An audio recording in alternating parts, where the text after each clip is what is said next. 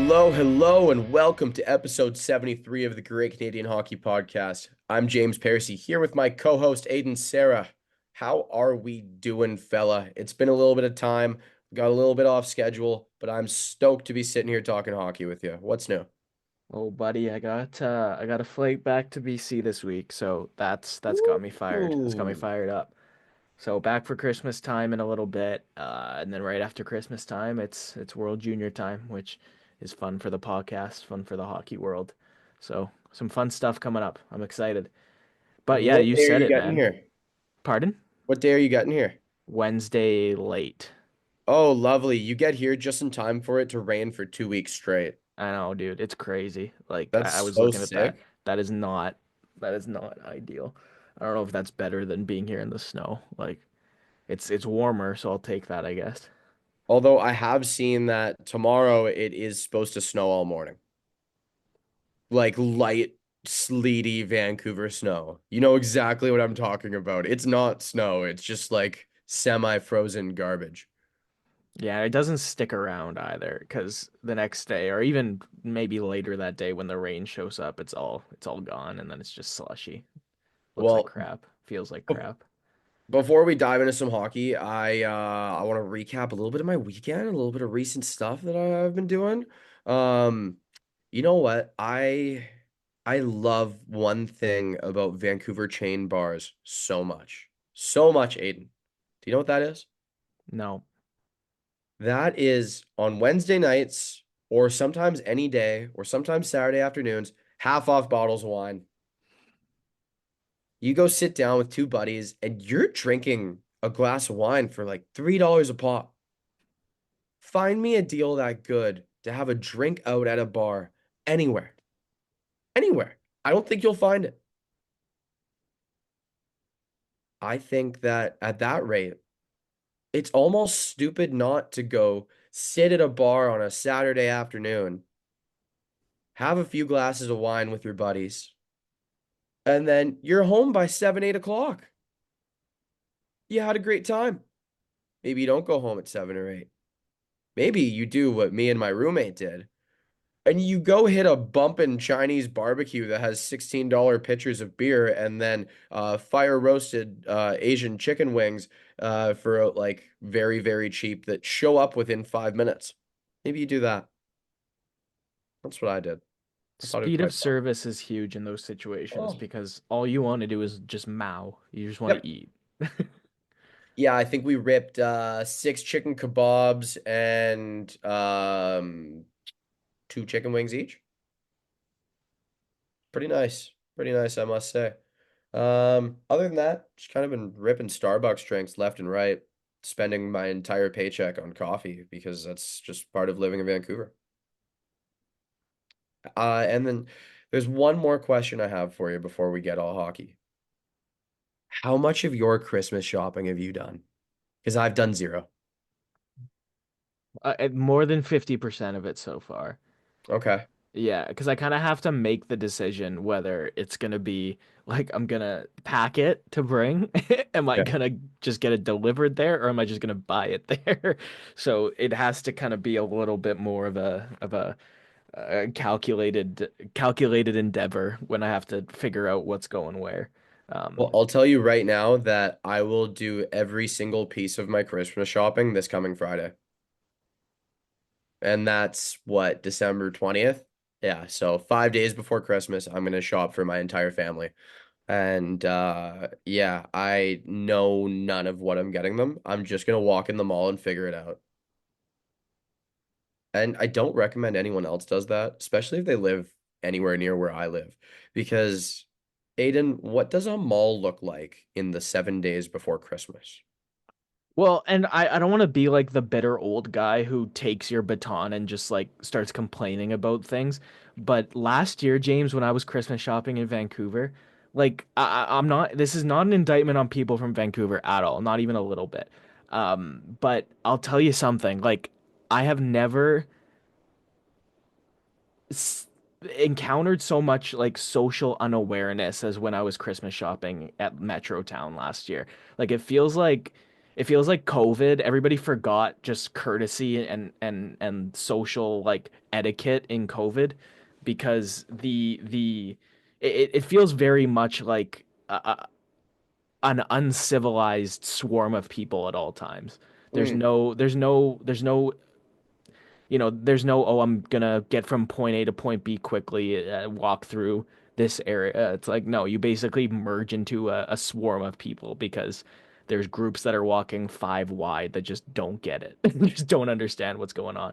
So it's a stressful one for me to leave it just because like there's a chance that 2 hours into it, I'm just so done with trying to brave crowds that it's got to be a no-go. But then again, like I feel bad doing all the shopping online too because you're not supporting small businesses. So And then it's a I don't have two-edged fun sword. doing it all online. Yeah, I that too. don't enjoy that at all. Like, where's the outing? I want to actually experience something. I want to wait in a 45 person line at Bath and Body Works just to get one person in my family a gift basket. That's part of the experience. That's Christmas shopping, baby. Come on. And then you just sit there and you buy one candle for yourself. That's what you do. James One has a candle. James's Christmas candle Yeah. on his desk to do the pod.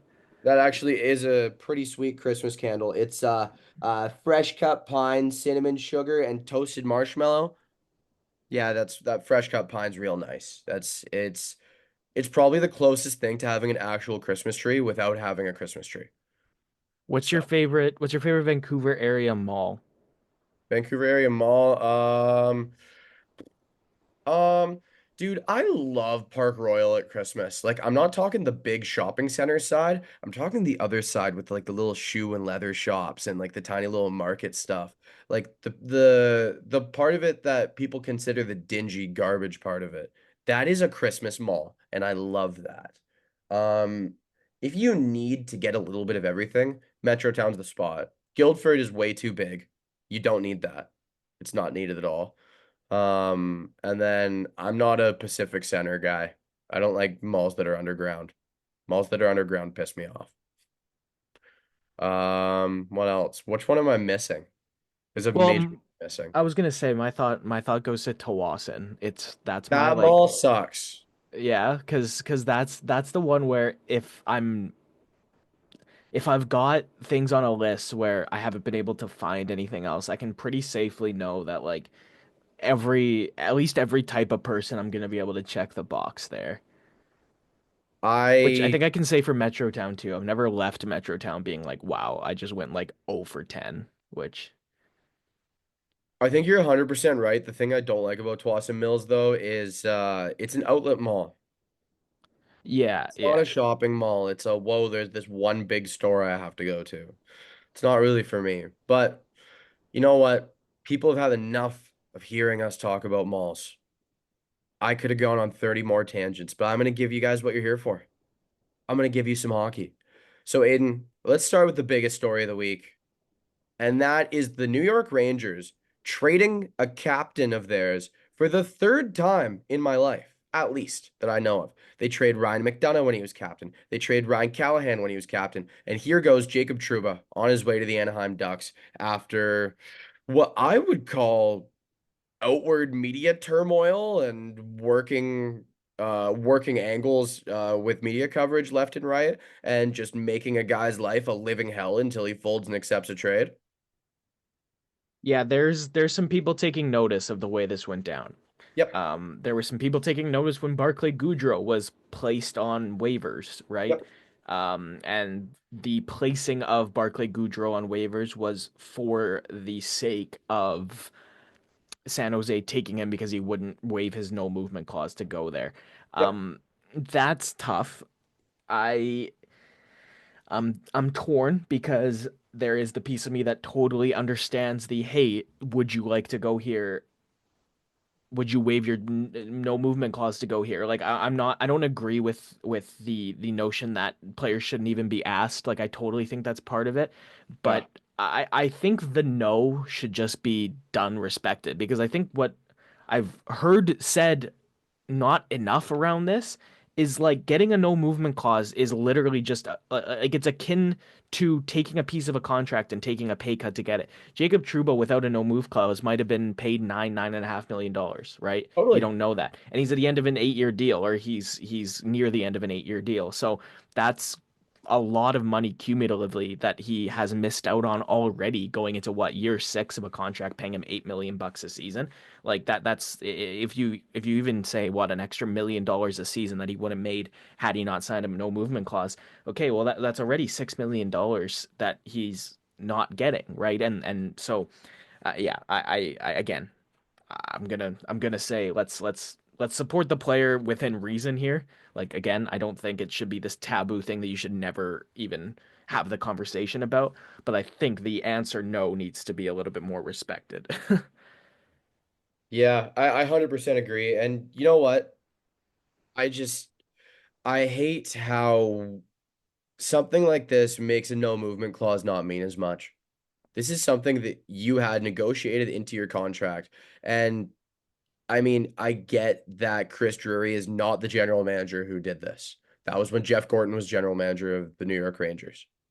He didn't sign this contract. He had no prior engagements and or prior commitments rather to this deal, and it's something he wanted to move on from. But I don't know. I hate how it was handled. I hate how Truba was treated. I mean, there's people online writing in-depth analysis of whether or not it's his wife's fault he's not leaving New York, and how it's his wife's fault if Igor Shesterkin can't sign an extension. Like, honestly, man, shut up.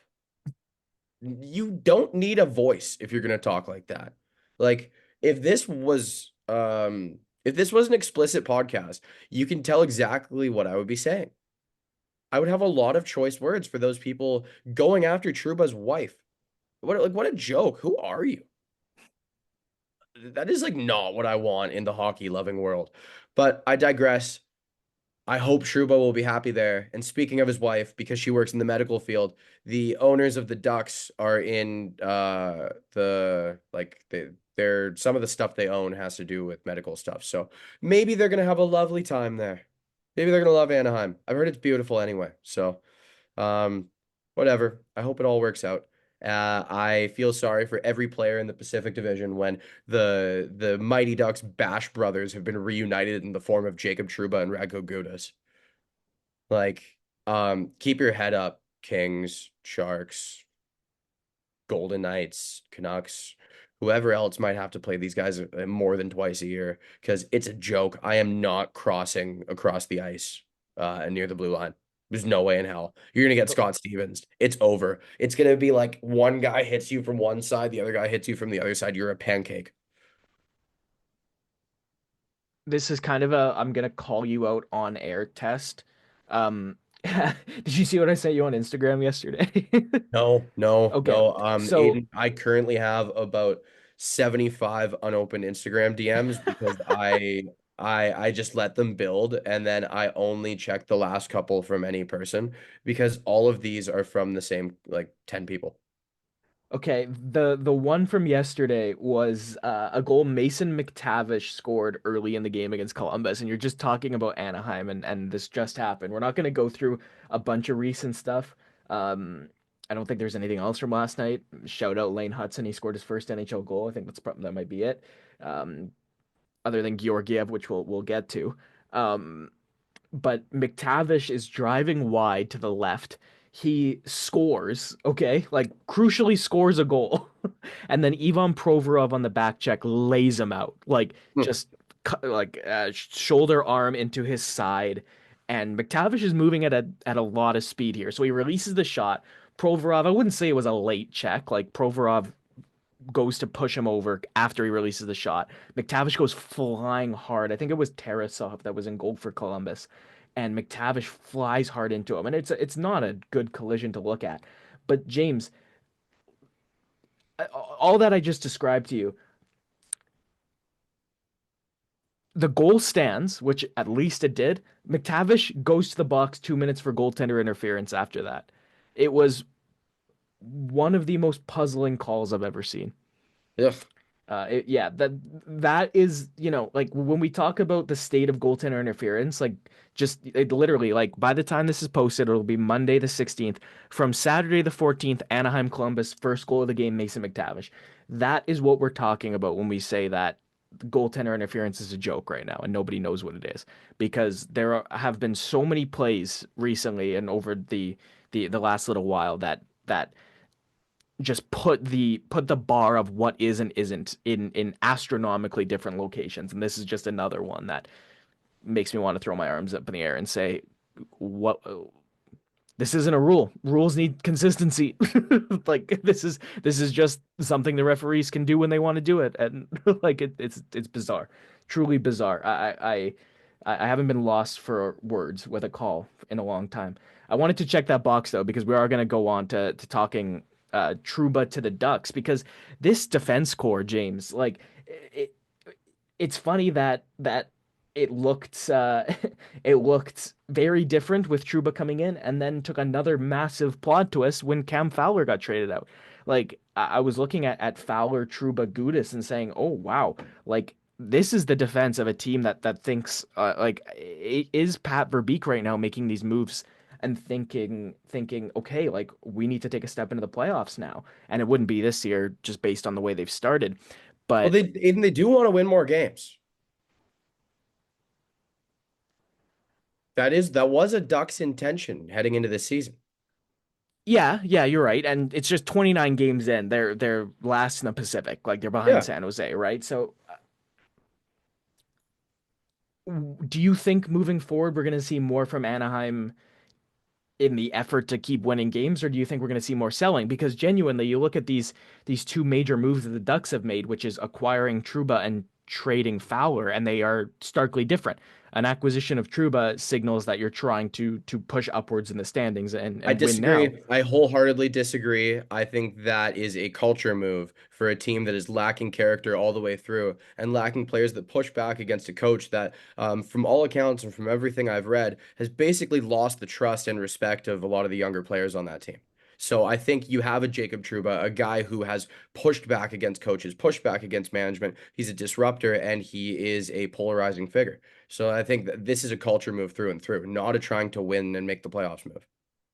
Okay, the part of it that was the hump that I couldn't get over because I did have that thought, but then the Fowler trade, man. Again, we're not in that room. We say that all the time. We're not in that room. We don't know the dynamics, but it seemed like the reasons that you would get a Trouba would be the same reasons that you would not have traded a Fowler. Aiden, well, you're missing a point. You're missing one of the key points. Fowler asked for a trade. Fowler asked to be traded out. He wanted to go to he wanted to have a fresh start somewhere. That was the whole thing. He only got moved because he wanted to be moved. So they went and got a guy who kind of wants to like settle roots down there in Jacob Trouba and get set up and stay somewhere for close to the remainder of his career. And they moved on from a guy who didn't want to be there because they don't want all of these young guys on this team. The McTavishes, Leo Carlson, Zellwegers, Mintyukovs, all of these fellas. They don't want them to be around that kind of toxicity. If you don't want to be here, hit the road. I get it. I totally understand it. I thoroughly enjoy the rationale that influenced these Ducks moves. To me, this is how you build character and keep a room together. Well, and you look at the players on Anaheim that are performing, right? It should have been a step forward this year. Listen, I know Cutter Gauthier a rookie, but he had high expectations. He's got 4 goals in 29 Oh yeah, I games. drafted them in the first round and Yeah, I remember. yeah, not good. Leo Carlson's got 10 points, 11 make that. Zegras has 10 points. Yeah, like I see it in here. You can see that the veterans are the ones producing, right? Like 34-year-old Killorn, 14 points in 29 games. 30-year-old Vetrano, 14 points in 28 games. 31-year-old Strome, 15 points in 29 games. And the leading scorer is 26-year-old Troy Terry. He's got 24 points in 29 games. So it does stand to reason what you're saying because you go down this list. You have, again, the group of 4 veterans at the top. And then you have a group of the 4 forwards right after, which are all the young guys in order: McTavish, Gauthier, Carlson, Zegras. So it does stand to reason that that's a priority here. Back to the Rangers because we're talking culture, we're talking team. So Truba gets dealt. Shesterkin does end up getting signed. So 11.5 million bucks for Igor. He gets his bag. I've always kind of thought, James, why don't goalies get paid more? That's always kind of been like a thought of mine because really, like, no one position can decide your team winning or losing a game the way a goalie can. It's the same reason that goalies are so so susceptible to being torched and criticized, and that's why patience for them can be so low at times. Um, but it was always strange to me that the expectations and everything being put on goaltenders never came with the compensation of salary being increased. Shesterkin gets a historic contract, $11.5 million. Not even just because of the money that he's going to be making over this deal, but if you take a look at the other contract that would have been rivaling this, the other two, they're Carey Price and Sergei Bobrovsky. Price was in a unique situation, I think, in Quebec, where being in Canada and having to pay Canadian taxes, I definitely wasn't as surprised to see that number being that high as I was when Bobrovsky signed it, because Bobrovsky signed a $10 million contract in Florida with no state tax. So the the the comparisons are so kind of all over the place that it's hard to say, okay, well, it was like Carey Price in these ways, it was like Sergei Bobrovsky in these ways, because you have a I'm pretty sure taxes and living expenses are altogether you take home less in the city of New York than you would in Montreal. So it is worse, I would say. well, and then you look at the Bobrovsky one, which is prices was when, like we're talking 2015, 2016, right? That he would have signed that. Mm. Um, you're looking at the Bobrovsky one too, and that's got to be part of the price increase, right? Where it's 11 and a half instead of 10 because of those expenses. Is this something that you think is gonna be a trend? Goaltenders, Goalies? yeah, like the because it's hard. It's No, hard to no, because the three goalies you just named are goalies who have single-handedly been the most important player on their teams uh for multiple seasons. When Bobrovsky signed that deal, he was every single part of the Blue Jackets every year. When Carey Price signed that deal, he was every single part of the Montreal Canadiens every year. He was damn near a Hart candidate every year. If you look at the Rangers, they live and die on the play of Igor Shesterkin. That's their team right now. Yes, they have a lot of incredible players. They have former Norris winners. They have former Hart contenders. Blah blah blah blah blah. Whatever. But if if Bobrovsky isn't if Shesterkin isn't stealing the game, they're not getting it. So I think this is only a thing. This is only a trend with guys who are single-handedly the most important player on their team, of which I don't know. I don't know if I can name any other ones in the NHL. You could say Vasilevsky was just as important, but hey, man, they had a Kucherov who was doing all that stuff. They had a Hedman who was doing all that stuff. So I don't really think so. I don't really think this is something you're going to keep seeing happening. I mean, yes, as the salary cap goes up, say the tail end of this, not the tail end, the back half of this Igor deal, someone's going to be making more money than him for sure. Another goalie will make more money than him in 3 to 4 years. I would bet on that. Who it is, I don't know. Don't really care even, but I know it'll happen. Okay, so the reason I asked if this is a trend, this is going to be a trend, is because I wanted to lead to this question, which is July 1st, 2025, which is the end of this season, Vancouver and Thatcher Demko can sign a contract extension. What's that look like? Not even close to this. Never won a Vezina. Never been past the second round. Um, uh, Not a Hart Trophy contender. Constant injuries. Yeah, no, this isn't in the same realm in my eyes. No, and it's not. I'm not sitting I here think he's getting like advocating. 7.5, Yeah, maybe. yeah. Well, and that was the number that I was thinking about last summer when I was thinking about this most like before the start of this season. I was like, okay, if he comes back, he plays well, we can hopefully get him for under $8 million. I don't even know if I'm giving him that with all the injuries and the whole knee that will never be the same that he has to learn how to play Yeah. with. Blah blah blah blah. I don't even know if I want to commit to that at all. Okay. Well, James, you and I right now, and it, I don't know if it sounds like this based on the way this conversation is going. We're on the same side right now because this whole Yeah. thing for me is I want to lead this back to, I think, a question that we'd agree on, and the point that I'm trying to make here. NHL goaltending is, I think we're gonna now see it. Um, the 1A, 1B setup, I think, is superior. I think we're seeing it all over the NHL this year that the more effective teams, like look at Toronto, man. They haven't put a huge load on either Joseph Woll or Anthony Stolarz. But And they're if you both sick. yeah, and if you'd come to me at the start of the year and said two of the best performing goaltenders in the NHL are going to be Joseph Woll and Anthony Stolarz, I would have definitely been surprised, especially for Stolarz because that's a little bit more out of nowhere. Hey, he looked And really good the last 2 years. he did as a backup though, right? But even now he's a 1A, and I think that's helping him. He's got the second best goals against average. Joseph Woll's in third. He's got the best save percentage. Joseph Woll's in fifth.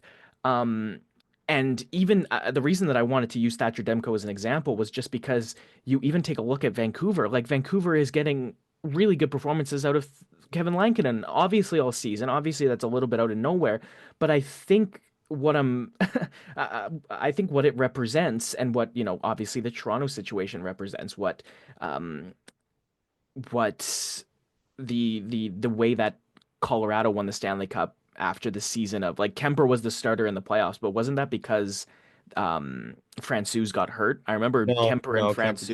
Kemper was the Kemper starter. was the guy. Yeah. I don't remember what season Francouz went down because I know whatever season it was you and I were hoping he was going to take the starting spot, but That I was think that was that the must next have year. been with That was when they Georgiev. got Georgiev. Yeah, yeah. I don't know. I'm looking through this list, James, and the fact that even Darcy Kemper is so high on save percentage and goals against average. He's a great goalie. He is. Everyone always dunks on him, but like he is a great goaltender when healthy. Has never been a bad goaltender when healthy. Is he aided? And I think the answer is yes, by the system LA plays, which is again to just like he's played 13 games this year. You look at the league leaders in goals against average. Hellebuck's in first, he's played 25. Gustafson's in fourth, he's played 22. Markstrom 23 in third, Ottinger 22 in or sorry, Markstrom 23 is in sixth, Ottinger 22 is in seventh. But you look at the rest of the goals against average leaders, if you look at the rest of the save percentage leaders, Anthony Stolarz has played less than 20 games. Dostal has played less than 20 games. Joseph Woll's played less than 15. Cam Talbot's played 16. Darcy Kemper, Dustin Wolf, Jonathan Quick, all up there in save percentage, have all played less than 15 games. So, I remember this was like the biggest deal in the world when people were mad that the NBA was like resting guys. I'm starting to get the sense that this load management on goaltenders has more to do with how they're performing than much else. Because you look at again, like I would love to airdrop Anthony Stolarz into a position that Thatcher Demko was in a couple years ago, where he was playing every single game. The load on him was crazy. And then B, he was getting 45 high danger scoring chances a game, right? Like it is so, and I think that's kind of why this Shesterkin contract is an interesting precedent to be set to me, and it's because the impact that games played and just the demanding travel, the demanding conditions that the goaltenders are in, game out. What I'm posing to you is, would you rather see, for instance, your team adopt the 1A 1B rather than the out and out starter? Like is that if you're, and I'm not saying Colorado specifically, but I'm saying if you're a hockey fan, is that the path you want your team to go down based on what we're seeing? Honestly, I have a hard time thinking about it that way because I just want them to do what works. Whatever works with the given time, given system. What if you have a 1A, 1B and the 1B doesn't have the team's confidence and they're not playing as well in front of them. Like it I don't really think it's as cut and dry or black and white kind of thing, but I don't know, like it makes sense to me. Like I don't really think goalies were ever built to play every game. Ever. Like I look back at I'm gonna close the book on these tangents pretty quick here because we have a lot of hockey news to get to. But I look back at and I have like four more tangents in my head I want to go on. which is the difficult part. This is what you guys listen to. This is what you guys come here for. This is Aiden and I's world of hockey talk. But I look back at like Cam Ward, who I think he was always one of my favorite goalies. I always thought he was one of the best in the league when he was healthy and when he was playing. But this Hurricanes team would play him like 72, 73 games a year. And dude, it didn't work. He was your second most important player and you rode him into the ground. Yeah, the cup they won was before he had played many NHL games at all. So it's the kind of thing where I think there's a lot to be said for that. I don't really think it's worth riding them, but closing the book on this, but continuing on with goalies, I have to bring up my Avalanche because they have completely reshuffled their goalie tandem mid-season, which is it's ridiculous. A couple weeks ago, Onunen shipped to the Predators for Wedgwood, and just a couple days ago, Mackenzie Blackwood acquired along with Giovanni Smith from the San Jose Sharks in exchange for Alexander Georgiev, Nikolai Kovalenko, a conditional fifth rounder, and a second round pick in 2026. It feels like a big move. I like it. I like what I'm seeing. I think I've heard secondhand information that McKinnon's been pretty pissed off and he is very angrily vocal in the dressing room. And from what I gather, he's riding guys pretty hard. I'm beginning to wonder if Georgiev wasn't taking it well.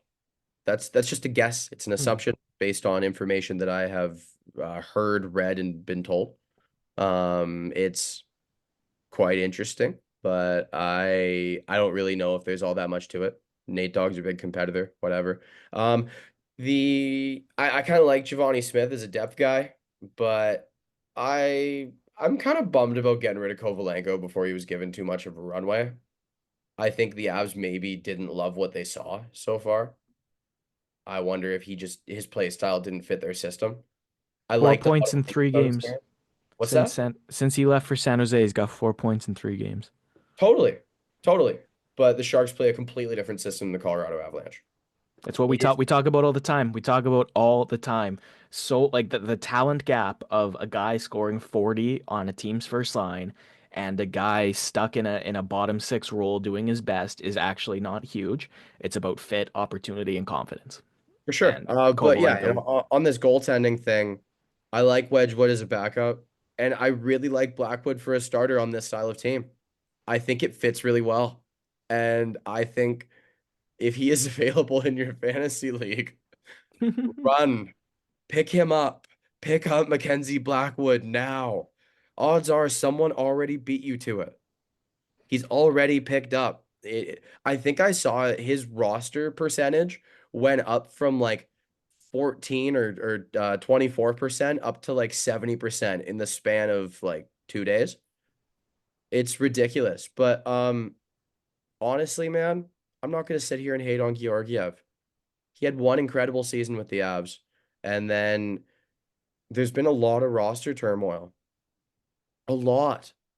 The Well, in the Landeskog stuff, defense. the Nichushkin stuff, the shipping out of certain players. There's been a lot of roster shakeup, and I think he hasn't played well, but it's the kind of thing where he's kind of an easy scapegoat, whereas goalies kind of always are. Goalies and head coaches get all the hate, and they're always the first ones to go. But other than that, I think I'm kind of done with goalie talk. I hope these tandems work out, and I wish Kovalenko the best in San Jose. I hope he finds himself on a line with Will Smith or Macklin Celebrini and rips it up and scores 30 and is a sick, menacing power forward who just crushes people all the time. The guy can hit, the guy can skate. He's got the whole package. Hope it works out. And yeah. But while I have us in Colorado. Was there ever any doubt that Nathan McKinnon would be top two in league scoring right now with 50 points in what, 30 games? I think it's 30 games, maybe 28. It's not pretty for anyone who he's playing against. The guy is ticked off and he's having his way. And it's not just him. Mikko Rantanen is right there with just a couple points shy of McKinnon's 50. And dude, they're just having their way with the league. It's messed up. I think like if you can get a Val Nichushkin going, who hasn't been going at all, like not even slightly. I've seen maybe like two good games from him so far. I think I think the Avs can figure it out. But I mean, that's kind of up to him. That's up to how they structure things and how they blend lines, where players find chemistry. But it's interesting to see it all shape together. But Aiden, the question I have for you after all of this rambling, which felt like it had no structure whatsoever. So I apologize if no one made any sense of what I was just saying. But when was the last time you saw, if ever, a team completely reshake their goalies during the season? I'm talking backup and starter, both out of the organization, two new guys in. I can't think of any other times off the top of my head where it happened with such like haste, where it was both guys in the span of what, like a week and a half tops. Like it No, was very quickly, one and then the other. You didn't say anything about Scott Wedgwood either, who I think is like I like again, Scott yeah, Wedgwood a lot. capable backup to me. Yeah, totally. Um, Also, they've collected Miles Wood, Scott Wedgwood, and Mackenzie Blackwood. They're building a tree. There's enough wood there for a tree. Now, are there any other guys whose name have wood in it in the NHL? I'm thinking Kiefer Sherwood. You're not getting Kiefer Sherwood, man. No, I'm Vancouver, just thinking like Vancouver's holding off. how many other ones are out there? There's a Matthew Wood. Ah, Don't forget the yes, Matthew Matthew Wood. Wood. Yeah. Not Okay. yet in the NHL, but There's been quite a bit of little trade chatter from a few recent updates from Sportsnet's Elliot Friedman that I would like to shed some light on here. One of the ones that I found most interesting was he said Trent Frederick's getting a lot of trade market interest. Like people are giving the Bruins calls left and right about Trent Frederick. I see him as a chippy third liner with like a lot of haste and a lot of screw you in his game. But I mean, that's the kind of player you want for playoffs, right? no, for sure. Well, and I don't think it doesn't hurt that he's very quietly had back-to-back seasons with 17 and 18 goals, Ooh. and he's making $2.3 million done this year. So teams are probably looking at Boston and saying, nothing's stopping you from retaining on that. Um, it's a contract that even without retention, which again, they'll probably be able to have the Bruins retain, but even without retention, $2.3 million is not hard to fit into a team salary cap if they are motivated to do it. So it makes sense because he checks middle six scoring, secondary scoring options, which teams are always desperate for. And the other thing, James, and we're gonna keep this theme going as we talk about some best on best decisions that have been made. Teams are looking at rosters of champions. They're looking at Stanley Cup champions. How did they win? What combination of players did they put together to have success?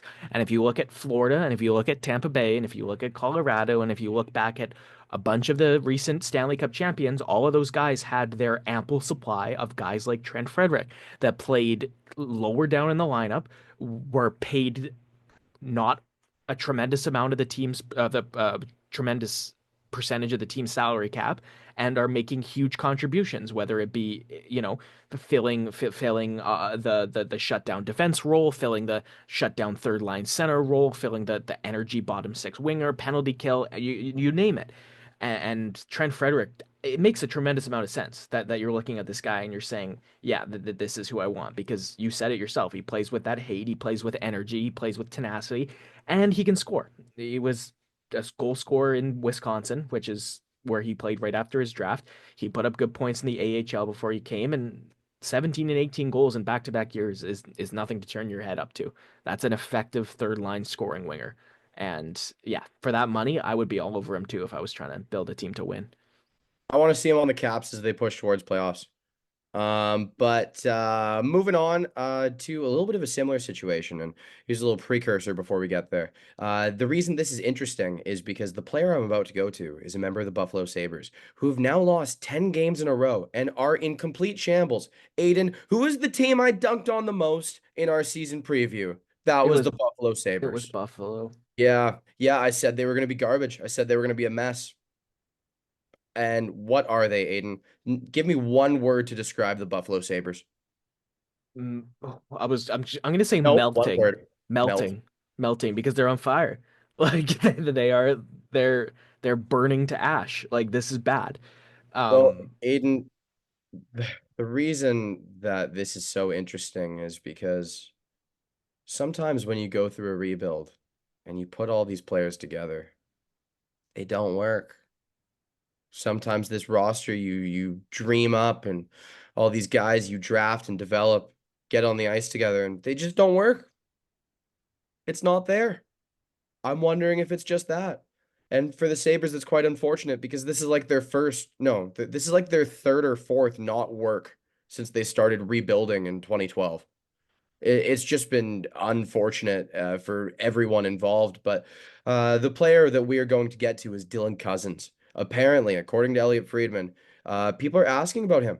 I think he's got what, 6 years, 5 years left on that 7 year deal that he signed. And this is a guy who had an elite season as a great second line center.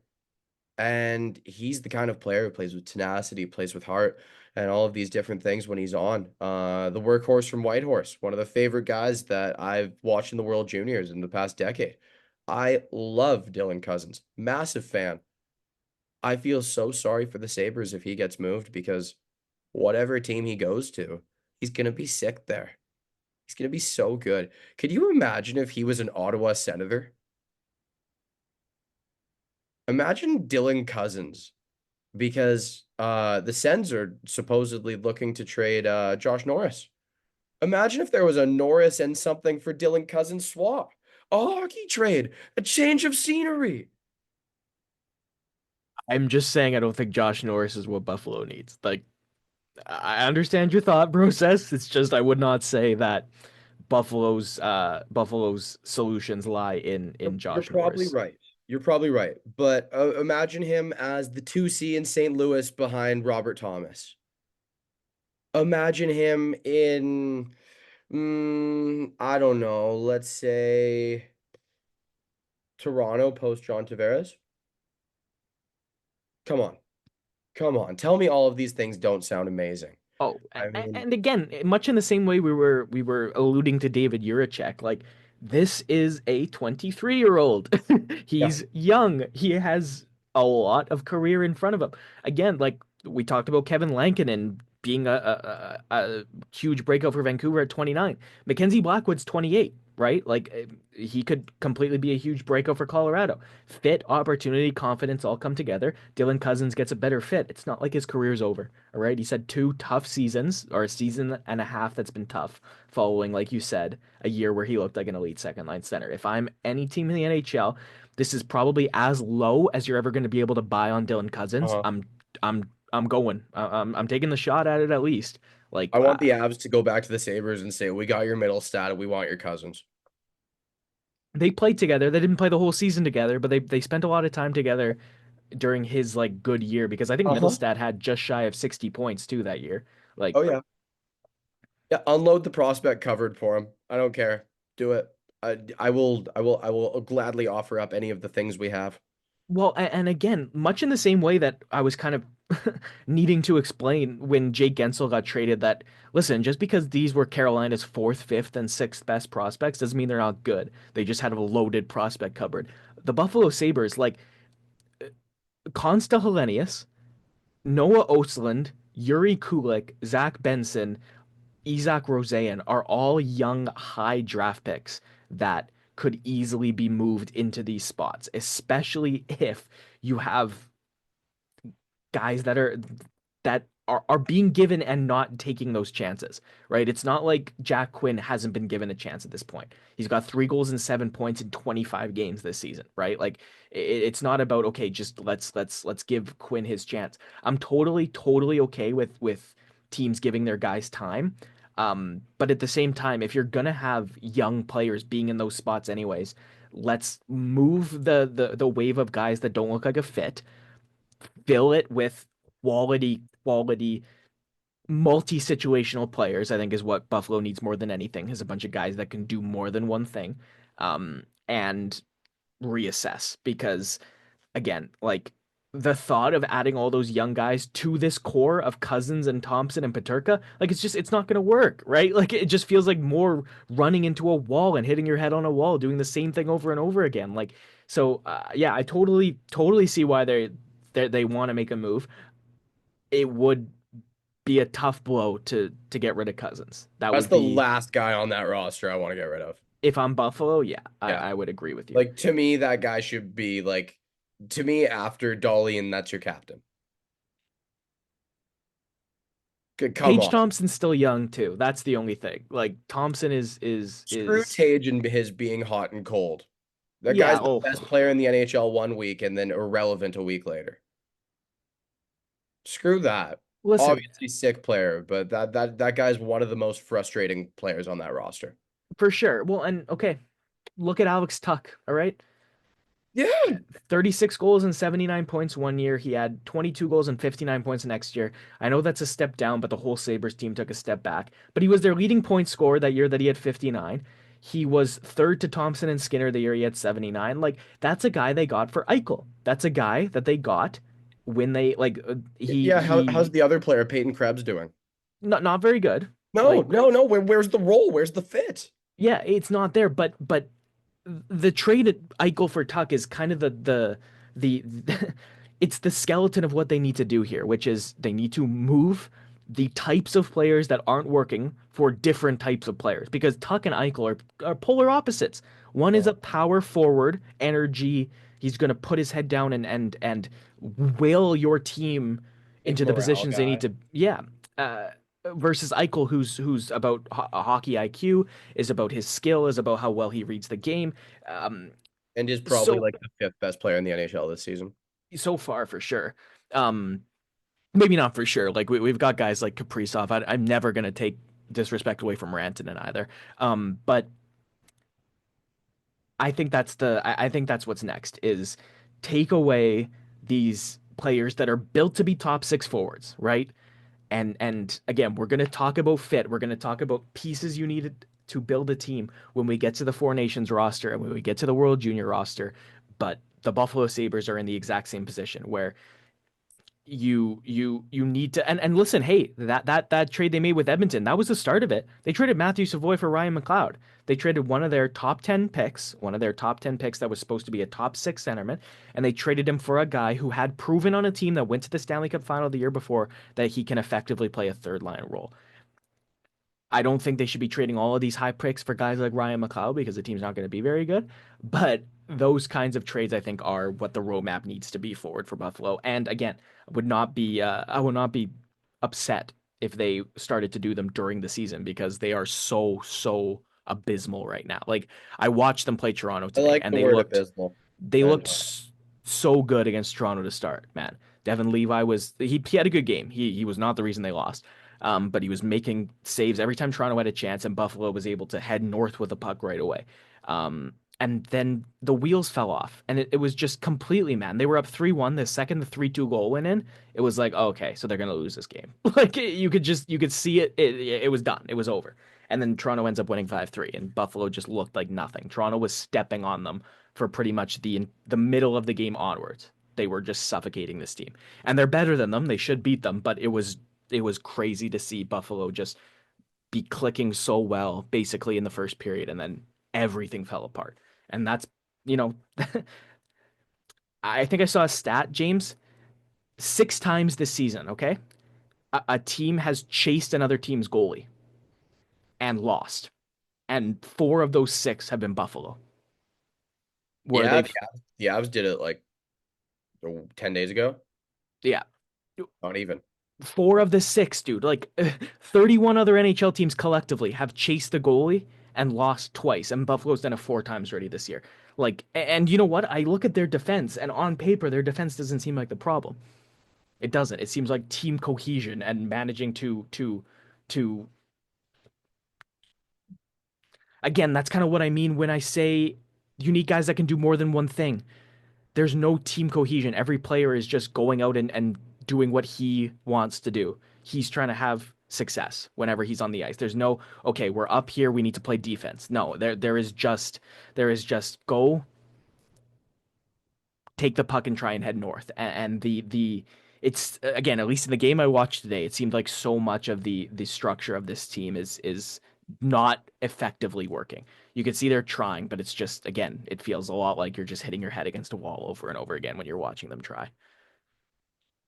Moving on from the dumpster fire that is the current Buffalo Sabres, a couple more updates from Elliott. The Canucks are supposedly trying to move on from Vinny Desharnais, who they signed this summer for, I believe, 2 years at $2 million per.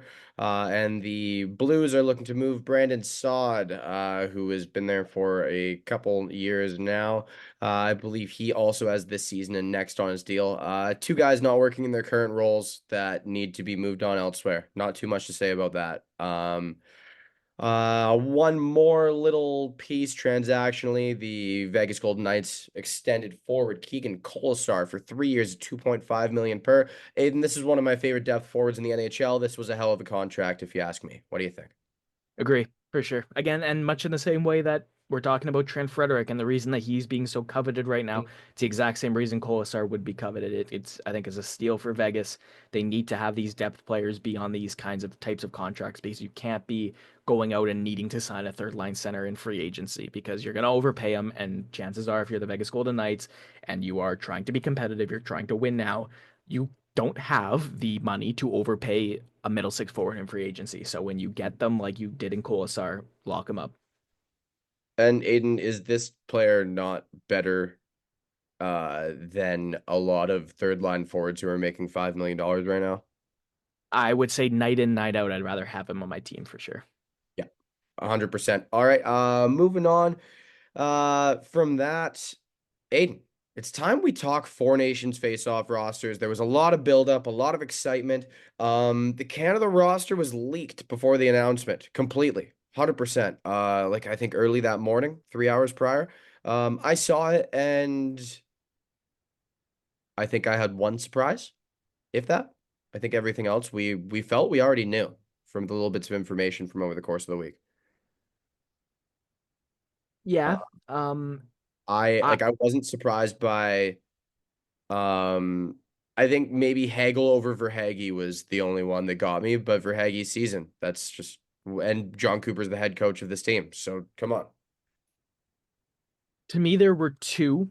One surprise that I was very happy about, and one that I'm still looking at with an eyebrow raised to the ceiling. Um, the one I was happy about was Seth Jarvis. I did not expect Jarvis to make this team more than anything else by virtue of the fact that he hasn't been super productive. He's been scoring at a nice little rate. Don't get me He's wrong. been above average, but he hasn't been last year, Seth Jarvie. Yeah, and that's kind of where again, like you look at somebody like Carter Verhaeghe um and the fact that Verhaeghe's lack of being at an elite level this year kept him off this team. Again, I was just a little bit surprised with, but again, I don't catch much Hurricanes hockey. I just again, Right. it doesn't happen super often, so I haven't had too many full games where I've watched Jarvis play this season.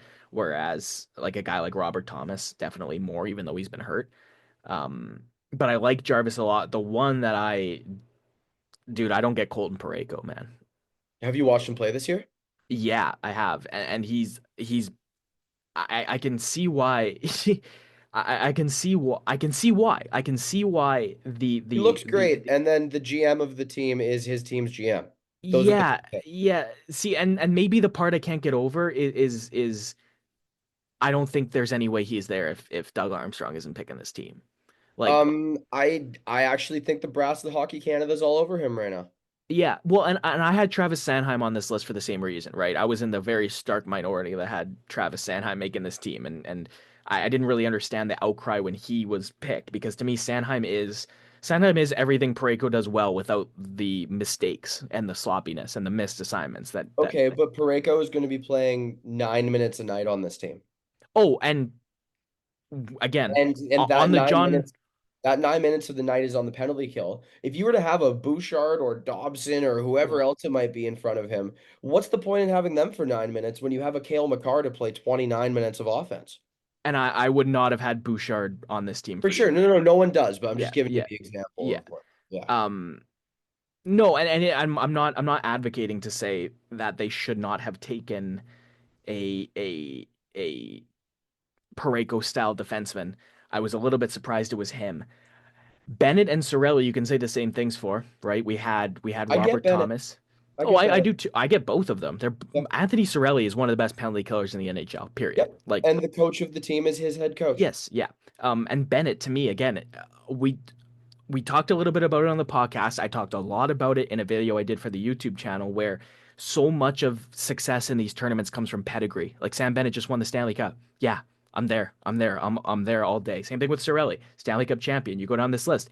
Brendan Hagel has been on those Tampa Bay teams that I don't think he's won the Stanley Cup with Tampa. I think his first year with Tampa was the year after their Yes, last you're, one. you're correct in that.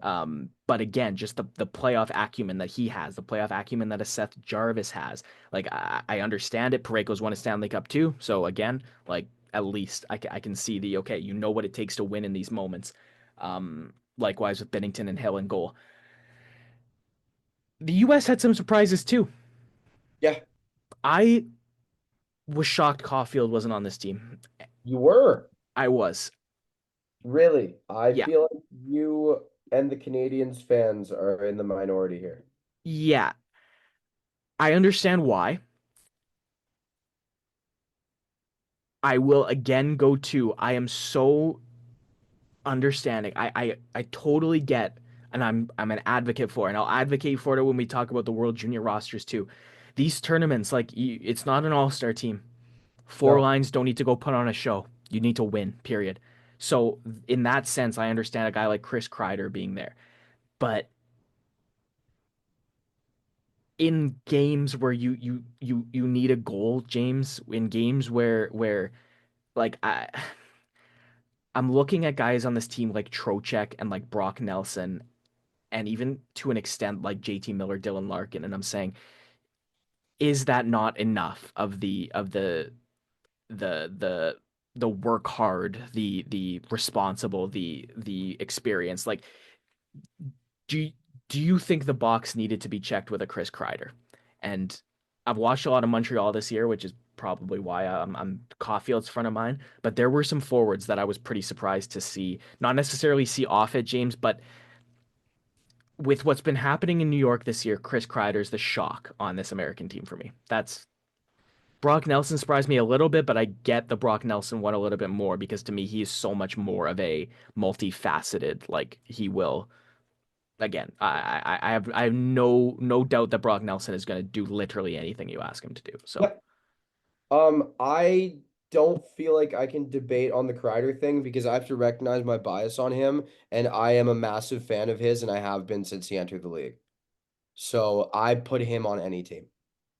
He is like when I'm constructing a dream roster, he is my second line left wing for current players in the NHL. Like a roster within reason that you can put together with a salary cap, or even an international tournament. I want this guy on my team every time. He's a prick to play against, and he is so good in front of the net. Aiden, like let's not forget we're only a couple years removed from a 50 goal season. oh There we're are there are maybe a few players in the NHL that are as good in front of the net, if at all. we're 1 year removed, I think, from him having like 39 and 75 points. Like his year Totally. last year justifies him being here. It's just the fact that right now to date, he has 10 goals and 11 points in Yep, 27 games. totally. And so much of that is done on the power play. And I look at omissions from other rosters from Canada. I look at the way that, we break down team needs. He's the kind of guy that to me would have been like just doesn't do enough. You're so good at special teams because he's a good penalty killer too. Um, but I'm surprised. I'm surprised that the way this team is built that he did make the cut. Um, I was shocked that Gus Nyquist made the team in Sweden as well, moving over there. Hold on, can I say one thing about the States before we get out of there? Yes, of course, yeah. Um, you know, we've talked a lot about the gap in between best on best tournaments, how long it's been since the last one, and how for some guys it really just flew them by and they never got to play in these. For Canada, it's probably Jonathan Huberdeau. For the US, for me, it's John Gibson. This guy was one of the top 3 to 5 goalies in the NHL for so long. And last Olympics, he would have been the backup if not the starter. It's so unfortunate and it pisses me off to no end that a guy like that wasn't given the opportunity to do something like that. It bothers me. It bothers me a lot. I was thinking about that earlier today. And I mean, so that's why when a Cole Caulfield or another player under the age of 25 is left off one of these teams in favor of a veteran like Chris Kreider, who almost saw it blow him by and almost didn't get to play in an Olympics. I'm totally fine with it. Send the vet who's been trying to get it done forever and deserves this opportunity and doesn't have all the time. Hey, and I'll say it again when we talk about the World Junior one because the same sentiment is going to apply to the Canadian World Junior roster. But so often, James, we can go back and we can put ourselves in January 2014 or December 2009 or any other point where these best on best teams are being constructed, or even during those tournaments. Do you remember? And again, we were both really young, so this is partially me remembering, partially me just knowing based on how big of an event it was. But Vancouver 2010 Olympics, James, that team was being crucified after the group stage was over. They were being crucified in this country because of the way they lost that game to the States. There was no love for that 2010 Olympic team halfway through that tournament. None.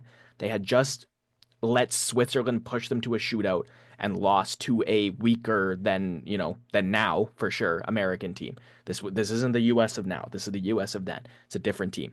Um, but James, nobody remembers that. Nobody remembers the doubts. Nobody remembers the why was this guy on the roster? Why did they take him? Because they won. Same thing in 2014. That's remembered as one of the best Canadian teams of all time. I'll remind you, the 2014 Canadian team didn't take defending, I believe, Hart and Art Ross Trophy winner Martin St. Louis. They took a defense that had multiple guys like Marc-Edouard Vlasic and Dan Hamhuis both played way more than PK Subban in that tournament. They didn't take Chris Letang, who was like one of the best defensemen in the league at that point. Like this happens every single tournament where there's outcry about who's on and who's off the roster. But at the end of the day, the history of these choices and whether they are correct or incorrect is literally down to results. So the the speculation here in us going through and you make an excellent point that there is such a great chance that Kreider scores a few power play goals in this tournament and then it's remembered as his like, oh, he got to play on that one. Like Teemu Selanne in 2014 with Finland. He was what, 39 and he was the best player in that tournament for a lot of it, if not maybe I know he was an MVP, but he was good. He was really good in that tournament. And he was a vet, right? And obviously he would have been there because Finland isn't the States and they weren't the States at that point where they weren't leaving a guy like Caulfield behind. But or even Clayton Keller, man. And I'm not a huge Clayton Keller fan, but I expected Keller to crack this too. In in 2010 for Canada, were any of these 3 players on the team? I don't think they were. Tell me if I'm wrong. I give you Pavel Datsuk. Sorry. Why did I say Pavel Datsuk? I give you Steven Stamkos, Brad Richards, Vinny Lecavalier. No, no, no. Zero. Okay, but Brendan Morrow is on the team because he Yep. fit better in a depth role. Yep. Bang. He was a captain. Yep. Well, and that 2010 Olympic team, every single guy on that team except for Doughty was either the captain or their captain played on that team. Yep. Except for Doughty. He's the only one. He was 20 years old. So, yeah, we're going to talk World Juniors. I keep saying we will. Anything you Wait, wait, want wait, to, wait, wait, wait, wait, yeah, wait. do Sweden. Talk Sweden roster because I think they sneaky might pull this thing. I was gonna say we can talk the Nordic countries before we We go if don't you need to want. talk about Finland. That team's not going to do anything. Okay, Aiden, they're going to go 0 and what is it? Five? It's 5 games, 4 games. I think it depends on your results, but I'm not 100% sure. No, there is a semifinal, so you get to play. Finland is going to lose every game. I'm sorry. It's just going to happen. Unless Barkov and Heiskanen and Saros play so good that it neutralizes the other team's rosters, they will not win a game. I know there are other elite players on on that roster. One of which being Mikko Rantanen, who is disgustingly good. But I don't think those four players can take down any of the other rosters. I'm sorry. I just don't think it's doable. Sweden, on the other hand, I agree with you that they should kind of be in the Canada US category for sure. Like Yeah. there's a tier 1 of teams that are 3. I think the drop off to Finland is as sharp as you do, but there is a drop to Finland. Um but you look at the Sweden team, It's just their defense past Heiskanen.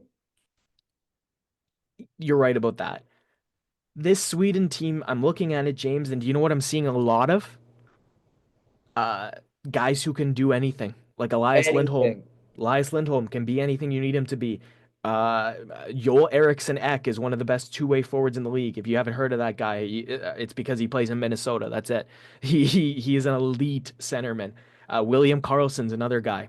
Can play power play, can play penalty kill, good at 5-on-5, takes faceoffs. And then you have the overwhelming amount of skill, like Jesper Bratt, like Philip Forsberg. You've got William Nylander, Elias Dude, Pettersson, Lucas I Raymond. want to Like Brat, Eriksson Ek, and Forsberg on a line together so bad. that, yeah, that could be their first line easily with the way Zibanejad and Pettersson are playing. Like I would not right now. Eriksson Ek is the centerman on this team that I've liked the most of this year, for sure. Like he's been better than Pettersson has. He's been better than Zibanejad has. Like I want Raymond with Zibanejad. I think those two would play stupidly well together. yeah, I think Adrian Kempe with Mika Zibanejad would You be put all three of them together. heaven. Yeah. Um, Yeah, I'm a little bit surprised Nyquist still made the team, but they took Leo Carlsson. I didn't know how many of those young guys they were going to take because Carlson, you had William Eklund too, who I kind of feel bad for because Eklund earned his way onto this team. I think he's been playing Yeah, very that's well the this big season. surprise. Seems to be the Um, consensus. yeah, this defense is interesting. I think the right pairs, it's kind of perfect. I wholeheartedly agree with you, and a big part of that for me is how good Victor Hedman's been this year. Victor Hedman, Rasmus Anderson too is huge. Oh Both of God, and them. so good. Yeah. So good. Jonas Brodin's been good. He's been Yep. better than he was last year. Like I was kind of starting to see the decline with him. I was like, oh, that sucks. But Okay, no, this he's is back declined, but he's been one of the most underrated defensemen in the NHL for the past decade. for sure. You're right. Like he's almost as good as Jacob Slavin. Yeah, Like I Jacob like that. Slavin's a 9, but Hot he's like take. an 8.1. Yeah, I don't hate that hot take. And then goaltending is solid, man. They got three really good options. Like Olmark, Gustafsson, and Markstrom. To me, like take your pick. Give me a goalie who has been better night in, night out than Gustafson this year. There aren't many. There's not many of them at all. And if you have problems with him, put in Olmark. That is a big game guy who everyone loves. Olmark is like one of the most liked people in the NHL. He's gonna be like goofing around, giggling, going into games. Like it is such a cool roster. I think I saw odds for Sweden to win this tournament. Betting odds were like plus 320. Come on. You're telling me you wouldn't put $50 on that? That turns into like I'm pretty sure that turns into like 50 would go to like 375. That's gross. Drop some pennies on Sweden. Have fun with it. Ride it. And then if Canada wins, it's like whatever. We're still Okay, dominant, and I had fun gambling. okay. Before we move on, I want you to get the rosters open in front of you. It's easy. If you look up the Four Nations Face Off, the NHL has them all together in a nice little like four list panel. They're nicely sorted. And what I want you to do is pick three names from these four teams Uh, where our listeners, which are generally less dedicated hockey fans than we are, um, let's give our listeners three guys in this tournament that aren't as good as you think they are. And guys you should watch so you realize, oh my God, this guy's an awesome hockey player, and I didn't know that. Wait, so you want three that are not as good as you think, and then three that are better than Oh, you? I'm not looking for overrated here. I'm looking for like casual Underrated. hockey fans watching this tournament. These guys are so good and you don't realize it, and you're gonna figure it out when you watch this tournament. How about I give you one from each roster? That works for me. Okay, Canada. That one will be, drum roll please, Travis Konechny.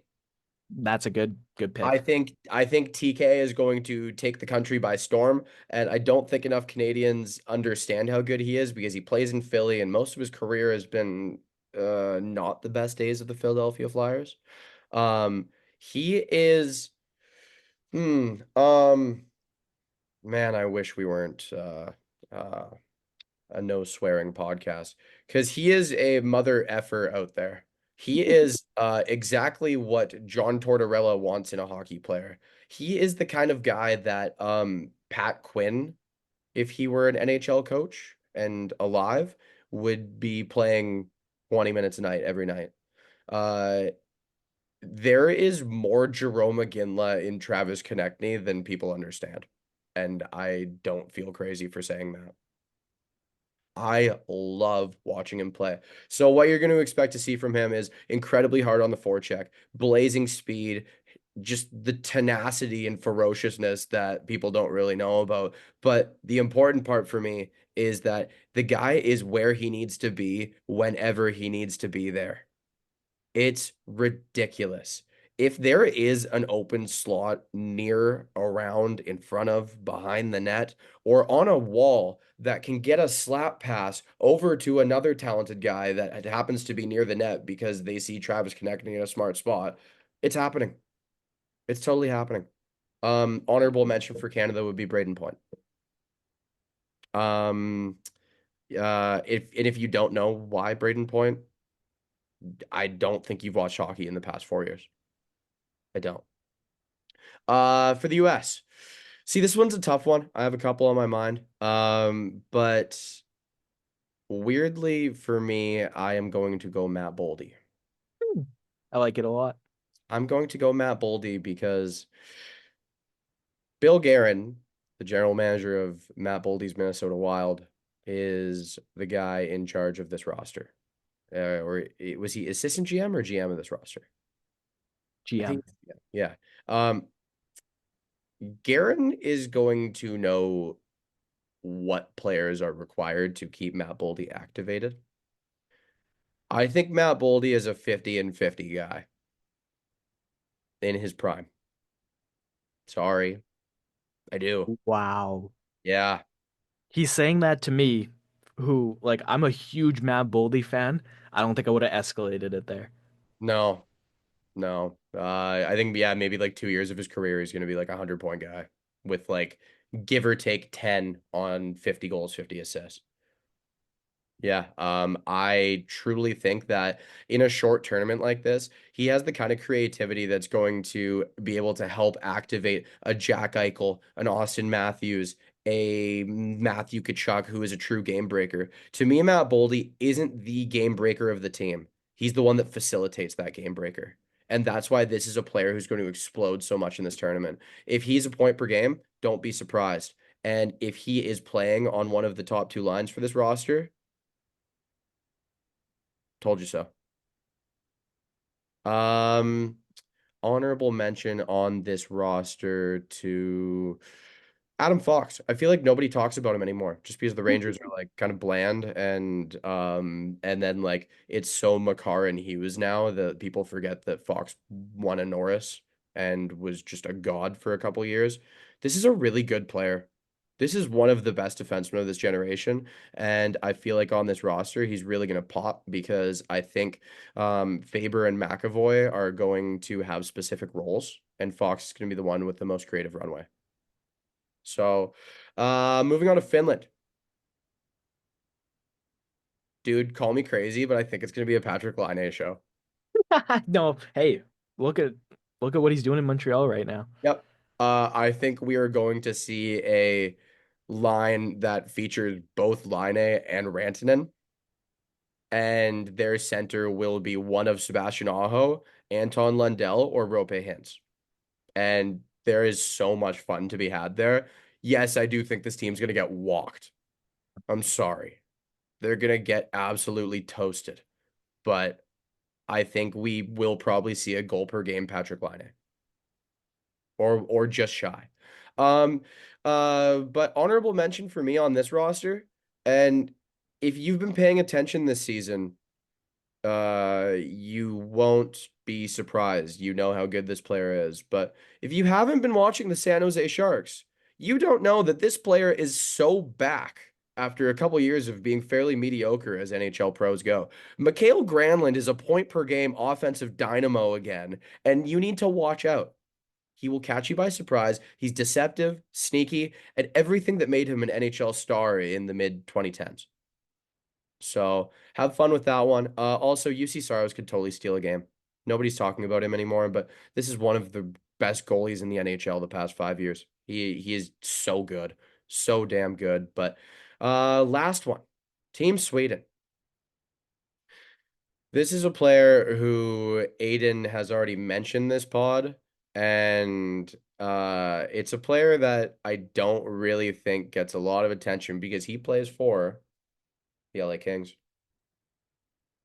I think Adrian Kempe is perhaps one of the most exciting players on Sweden's roster without being nearly as flashy as the other guys, because he's the kind of guy who will score the big goals. His game is built for the third period of a big matchup. His game is built for we're down by one and then we're gonna beat you by one. Like he's such a winner. I so envy the LA Kings for having him in their back pocket. Um, Aiden, I think it's fair to say that he will probably be on the first or second line for this team. Yeah, I was just looking at that list. Like he's what? Nylander, Bratt, and Forsberg are the wingers that I think will join him in the top six. Dude, I want Nylander and Kempe on the same line. And then I want uh Forsberg and Bratt on the same line. Yeah, and then what? You could go Raymond then on another line that can score. Yeah. Dude, that's gross. Ew. Okay, the more I look at Sweden's roster, the more I'm convinced that they have such a good chance. The next player on this list, though, for me, for an honorable mention, because I think Adrian Kempe is definitely the player that, like, he's not a household name, but he No, is an NHL star, and he he has won. should be borderline. Yeah, Yeah. Yeah. yeah, and then the other one for me is, dude, Darlene. People don't watch Darlene because no one wants to watch the Sabres. I have friends that are Sabres fans, and they will tell you that Rasmus Dahlin is one of the best defensemen in the league, and I will agree with them. He's special. Yeah, He could he take has this tournament that over. it factor. He could be their best player. He Fair, could yeah. easily be their He best could be player. he could borderline be the best player in this tournament if Sweden like yeah. Yeah. Yeah. Dude, what if Rasmus Dahlin and Erik Karlsson just form the craziest chemistry on the blue line together and they're going back and forth, slingshotting each other through the neutral zone? Okay, honestly, I think Rasmus Dahlin driving the bus with Rasmus Anderson is kind of a dream because Anderson will do everything to make life as easy as possible for Dahlin. And it's Mm. not that Dahlin has an easy task playing with Anderson, it's that Anderson is smart enough and he's good enough to soak up so much of the forechecking pressure, so much of the attention in the offensive zone. He's mobile, he's smart, and he can shoot. And I think that it's almost and I don't want to call Anderson unpredictable because it's not like he's like this wild crazy player, but it's almost like the He sees the task. ice differently, man. Yeah, I was gonna say the task of defending Carlson and Dahlin is the same, Yeah. whereas the task of defending Anderson and Dahlin is so different, and I think one will make the other significantly more impactful. But we can do minutia of lines for forever, right? Like we can. Aiden, I have a pet peeve. I can't run with the word minutia. I always credit your words. That one is not it for me. That one is not conversational whatsoever. That one is I like dictionaries. Don't do Hey, that. well, I Don't do just that one. used it. I didn't use it as a conversation. I used it to turn the bus away. I It was a know. closing thought, so it makes sense. And you're Oh even as God. you're I hate that word so much. I hate that word. There's maybe a couple words that I hate more than that, and I've tried to erase them from my life, so I can't think of them off the top of my head. Oh yeah, nuance. As soon as someone says nuance, I'm done. I'm not paying attention to a single word they say because 9 out of 10 people who say the word nuance don't know what it means, and they it's not don't one want I to. use often. Yeah, Yeah, because rarely if if ever. you use nuance often or anytime we've spoken, I would have tuned out, and we probably wouldn't even have ended up making this podcast. If you If that use was that like word, I wouldn't think this would work. It's a deal breaker in terms of podcast relationships. All right, buddy. I believe we are done with talking about Four Nations for now. We can holster this until the new year. Um, but there is, in my eyes, just as important of a tournament coming up. That is the World Junior Hockey Championship. Aiden, give us some news. Tell us about rosters. What's shaking up? What's shaking down? Where are we going? Canada picked their 25. And you know what, James, like, is so funny? Like, everybody was shocked and furious when Beckett Seneke and Zane Parekh didn't make the camp roster. And then when they got added to the camp roster, it was, oh my God, they made the right choice. They're going to be so awesome at this tournament. Um, if they didn't get invited to the camp roster, chances are that when they show up, they're not making the team. Sorry, guys. And that's exactly what happened. Seneke, Parekh, and Matthew Wood were probably the most surprising cuts, closely followed by Andrew Crystal and Riley Heidt. Dude, the And Edger Crystal one shocked me. I don't know if I like that. 22 goals and like 50 points in 21 WHL games, I man. just love the creativity though. Yeah, he's skilled, he's flashy, smart. But I'm going to go through some names, all right? Here are names of guys that are going to be in the top six of this team or have a game catered best to being in the top six of this team. Berkeley Catton. If you don't say Callum Ritchie, I'm gonna lose my marbles. Yeah. Berkeley Catton, Porter Martone, Gavin McKenna, Bradley Nadeau, Carson Rakoff, Callum Ritchie, Braden Yeager are the guys that I'm looking at as top six roles. Okay, and even if they're not top six roles, you have some of those guys that's more than six names, so you already have some of those guys bleeding down into the top nine. Andrew Crystal can't play a bottom six role. He can't. Sorry. He is not that kind of guy. Riley Heidt is not a two-way centerman. He is a power play machine, absolute machine when he has time and space in the offensive zone. But this tournament is not one that allows guys much time and space in the offensive zone. Again, we're talking about the way that teams get built. They are looking at this team and they are saying, okay, well, I think we have enough offense from the defense from these guys that we picked. Zane Parekh is pure offense, pure offense. He has not even had to play much defense in Saginaw. Like that team has just been really good the entire time he's been there. Um, so it does stand to reason to me that you have guys like Cole Baudouin, who's going to play a bottom six role. Jet Lushenko is primed to be a Oh, middle I six love that centerman. guy He's so such a much. good player. Tanner Howe is going to be an absolute pain in the butt for guys to play against. Easton Cowan is another guy that can play anywhere in this lineup. Sorry, I forgot to say Easton Cowan. I think when I was going through top six guys, Cowan's going to be a top I six guy want too for Easton sure. Cowan to carry a neutral zone checking line that is just Oh, hell to play against. he absolutely can do that for sure. And it could be that could easily be aligned with Cole Baudouin on it or Jet Lushenko for sure. And that's kind of Oh, what dude, we're saying you here. could even shuffle it and put Callum Ritchie on that line Yes, with them. yes. Ew.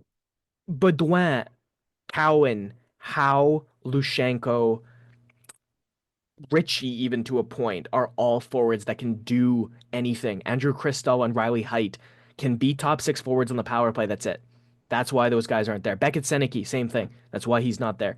Seneke surprised me a little bit more. HN Live has the Hockey Canada contract, so our company was out there doing the camp games against the U Sports teams, so I got to watch chunks of this game.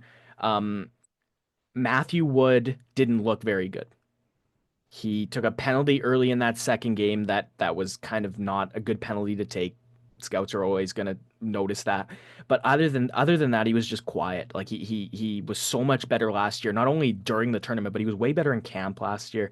So again, on paper, I would have been shocked Matthew Wood didn't make it. When you look at how camp went, I'm not totally surprised. And even Parekh, like Sawyer Minio is the Canucks pick that got taken. He played with Parekh in that first game. You watch that whole game, Parekh was not better than him. Sawyer Minio was better than Parekh in that first game. They played together the entire game, and it was clear as day. So again, there's a speculation to happen. I totally understand why guys like Crystals, Seneke, Height, Parekh, Wood, like these omissions are have people up in arms. But I will say again that at the end of the day, the history here is going to come from the result. Um, Huge James Carter, Georgia, the LA Kings looked so freaking good. Holy crap. This guy Really? won gold at the U18s in net for Canada last year. Generally, you go with the older guy, which is Carson Bjarnason. It's going to be hard to beat Bjarnason out of that starter spot because he is older. He's got more pedigree, he's got more experience. But I remember back in 2017, they kind of rode Hart and Ingram as a duo until Hart in the semifinal played 10 times better than Ingram did. Ingram got pulled. I would not be surprised if you see like the starting goalie not be 100% by the quarterfinals. Wouldn't be Heard surprised. about people being pretty high on Bjarnason. Yeah, he's good. Oh, he's really good. And I just watched him play in person, actually. I got a viewing of him in Red Deer a couple weeks ago. Isn't He played he well. in terms of like technically as traditional goaltenders go, he's like perfectly sound. Isn't that the thing with him? Like he has bulletproof positioning. Yes. Right. Yeah. Yeah. It's and he's 6'4", right? So it's not Yeah. that he's small either. He's in the right spots always. He's really good with his legs. Like his legs are his biggest weapon. You're not getting goals in low on Bjarnason unless you're like crashing the net and getting the third or fourth rebound because he will always make the first and the second save down low. He has the ability to like stretch really well. He's flexible and he can go post to post really nicely on the cross ice passes. Like I do think it's going to be Bjarnason, but the way George played, especially at this camp, I'm not like you absolutely can't ignore it. Um, the other roster that we know for sure that I wanted to talk about, Sweden have a lot of returnees, man. I know they don't have Lekkerimaki, they don't have Noah Osland, but Sandin Pellikka's back, Theo Lindstein is back, Tom Wielander's back on that back end. So already you've got three excellent defensemen. All three of those guys were awesome for that Sweden team last year. Lindstein was like totally out of nowhere. I hadn't heard of him before the tournament, but he was sweet. David Edstrom's a good player. Felix Unger Sorum's a good player. You've got Victor Eklund, who is again that's somebody who somebody who if you haven't heard of him, take note because he could easily play his way into top five conversations of the next NHL draft if he plays well enough in this tournament. And then you've got an Otto Stenberg, who's kind of the Sweden's perfect do anything centerman. He'll probably be captain. Um, so that American team, we don't know what it's going to look like yet. They're still in camp, but Sweden, Canada, and the U.S. I think are all going to have really good teams this year. I think this is going to be a fun tournament to watch. Canada's going to be much better than they were last year, and you're going to see a lot of flavor of the Sweden and the U.S. teams that have been been playing each other for quite some time because those two groups of this age group have faced each other. I think in a U18 gold medal game and last year's World Junior one now. So Canada will be right there to compete with them this year, though. This is a good team, and again, history will tell, right? That's the size of it. That the results of this tournament will determine what the moves should have been. So I'm not going to be too critical on Hockey Canada for these selections as of yet, because again, we just talked about it in the best on best conversation. Brendan Morrow in 2010 was there instead of Steven Stamkos, and Brendan Morrow scored a big goal against Russia. So you know what? I'm not gonna say that that was the wrong choice. Much in the same way that I was surprised by these choices, but I am going to hesitate to criticize them yet because I can see that the vision is building this team to be a coherent team together. I can still see the vision like a line between two dots. What's that from? Lil Wayne. Okay, I've heard. Yeah, I should have got that as a song at least. Yeah. Yeah. I mean, just for me to bookend this, this is probably the third most excited I've been for a specific Canada World Junior roster in the past decade. Maybe I'm crazy, but I love it. Um, if there is some way you can get any Easton Cowan memorabilia right now, do it because after the tournament, it's going to be worth so much more because World Junior hype is crazy and he's a Leafs prospect. So like And he plays for London in the he OHL. plays for the London Yeah. Knights. Yeah, everyone in the hockey world's gonna fall in love with him. He is a nut bar.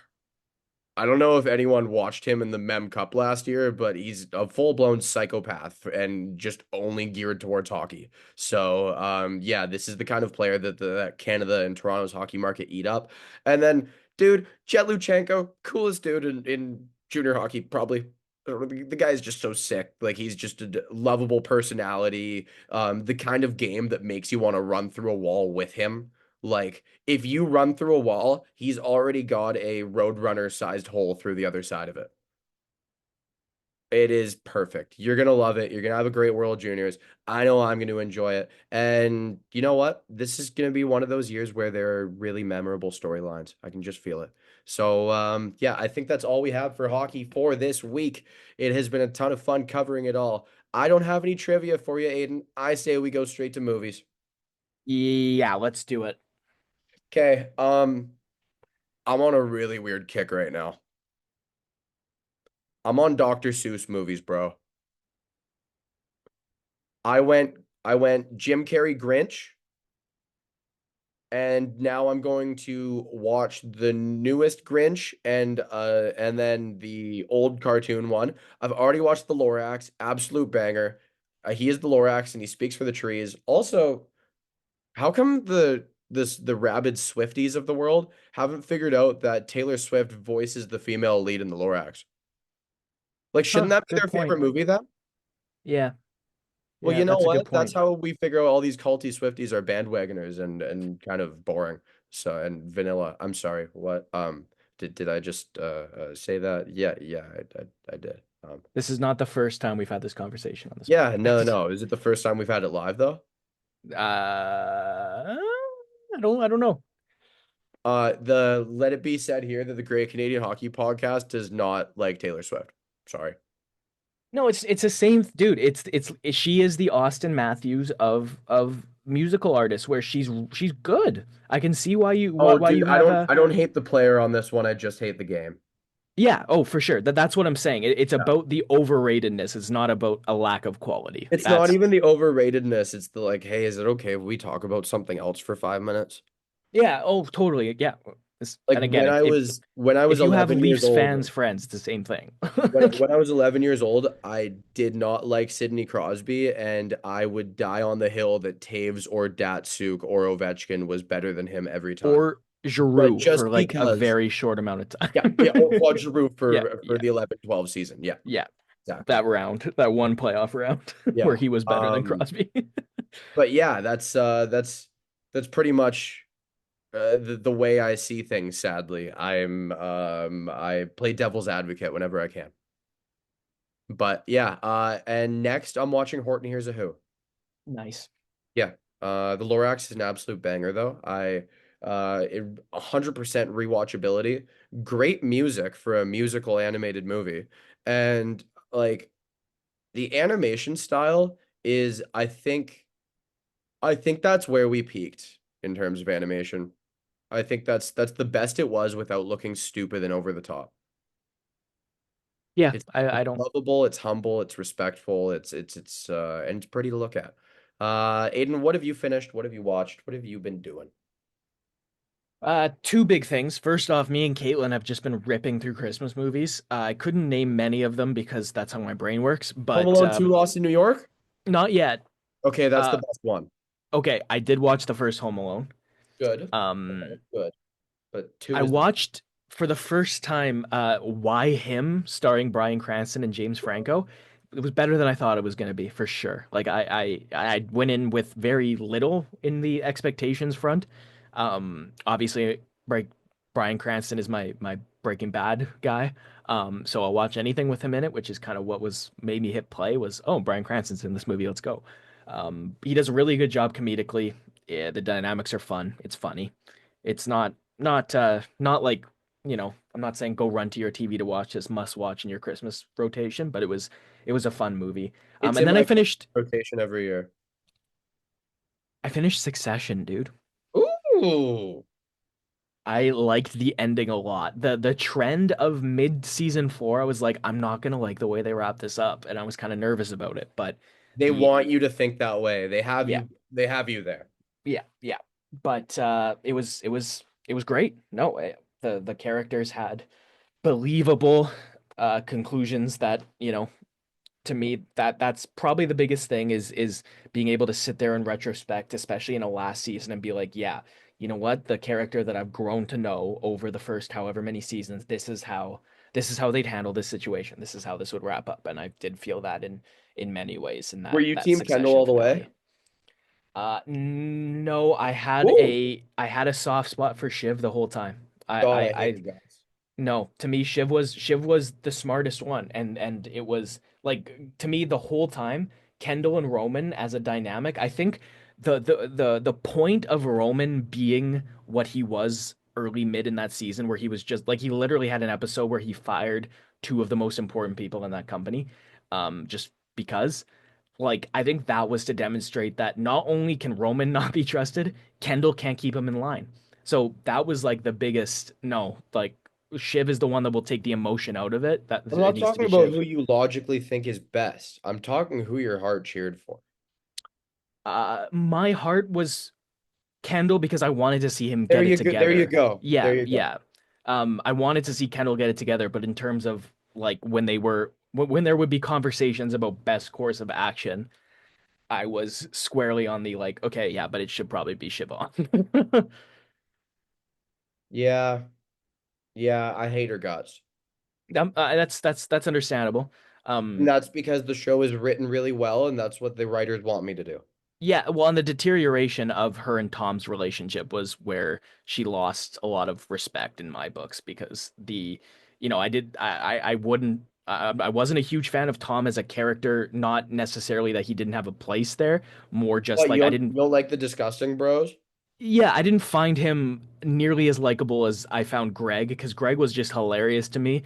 But Tom, I was watching Greg and Tom, and I was so like, Tom, you're so much better than that. Greg, you're not. Greg, you're not better than that. Sure, go off. But I Um, I, I wanted more for Tom. I have one question for you. When Logan Roy finally dies, did you also think that he faked his death? In my head, I was like, oh, he's not actually dead. He's just screwing with them to see what happens. Because you don't, it's like a weird off-screen death. A little bit, yeah. Like, Um, when it happens, it's like, well, I can't see him. I didn't see anything happen. I was so certain that he was just gonna like, he's gonna be like, huh, well, now I clearly see you guys can't do this. it crossed my mind, but I let go of it pretty quick. Okay. Well, um, I don't know what I'm going to watch next, other than Horton Hears a Who, but I know it's gonna be something damn good. Aiden, the next show that I charge you to watch is True Detective Season 1. If I like it, should I continue or should I stop there No, no, it's regardless? an anthology series. It's different characters, different story every season. Okay. Season 1 is Matthew McConaughey and Woody Harrelson in a very, very dark scenario. Where does this stream? Crave.